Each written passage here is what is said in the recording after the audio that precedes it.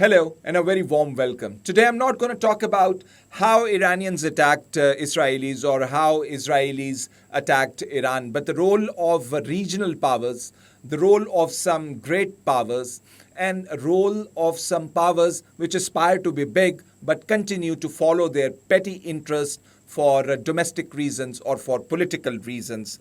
In a recent crackdown in Iran, we have seen that most of the moles which have been captured are of Indian origin. Who are these moles? These moles provided information to Israeli agents. Israeli agents, with the help of these moles, then were able to set up some sort of bases inside Iran.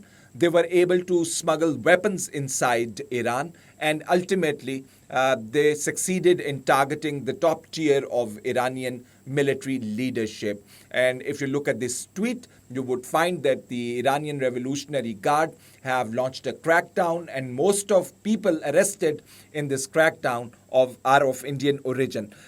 Now, India pretends to be Iran's very good friend. India is investing heavily inside Iran to build Chaubahar port as an option.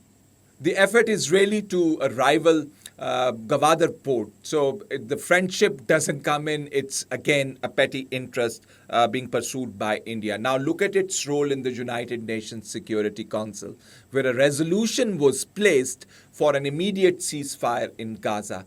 But India abstained. Indian nationals on Twitter, they're clamoring, they're asking why the Indian government is doing so. Why are they not doing the right thing? When it comes to the right thing, it seems it has become really very difficult to do the right thing and follow a path of destruction. Reason doesn't exist. Force exists at the moment. It seems so from the clash between Iranians and Israelis. I also want to talk about this American general who has been a NATO commander. But first, look at what he's saying. So I came back to see him a few weeks later, and by that time we were bombing in Afghanistan. I said, "Are we still going to war with Iraq?" And he said, "Oh, it's worse than that." He said, he reached over on his desk, he picked up a piece of paper, and he said, I just got this down from upstairs, meaning the Secretary of Defense's office today, and he said, "This is a memo that describes how we're going to take out 7 countries in 5 years, starting with Iraq and then Syria, Lebanon, Libya, Somalia, Sudan, and finishing off Iran." I said, "Is it classified?" He said, "Yes, sir." I said, "Well, don't show it to me."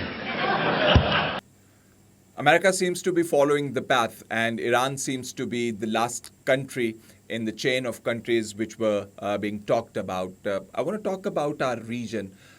China, Russia, Pakistan has shown that they stand as one except India. India needs to realize that in today's world and in today's politics, it has really become very important to become a responsible member of region.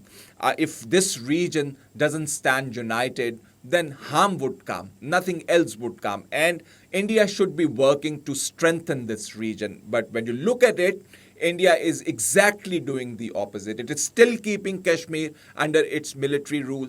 And there's this recent briefing inside the Pakistan Air Force headquarters. Journalists were told that there were foreigners in India when India attacked Pakistan. And if you look at Prime Minister Shehbaz Sharif's statement, he came out clearly and stated that Israeli agents were inside India when India launched attack against Pakistan. So it is about time that India rethink its policy.